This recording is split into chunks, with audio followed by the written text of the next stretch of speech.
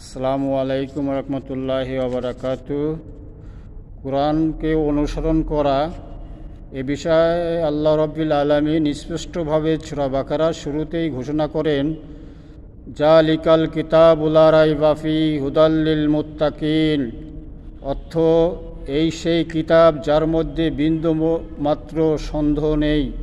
এটা মুত্তাকিদের জন্য এবং ফরজগারদের জন্য সঠিক পথের সন্ধান ও হিদায়েত।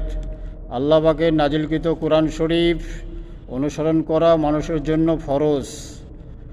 কোরআন শরীফের মধ্যে যে সকল হুকুম আহকাম বিধান আছে তার প্রতি বিশ্বাস স্থাপন করা এবং জীবনভর পালন করে যাওয়া, মানুষের জীবনকে সুন্দর ও সুষ্ঠুভাবে গড়ে তোলার জন্য কোরআনের অনুসরণ করতেই হবে। সে পর্যন্ত আপনারা ভালো থাকেন, সুস্থ থাকেন। আল্লাহ রাব্বুল আলামিনের কাছে দোয়া করে আজকের মতো আমি এমডি মোতালেব হোসেন আপনাদের কাছে বিদায়। আল্লাহ হাফেজ।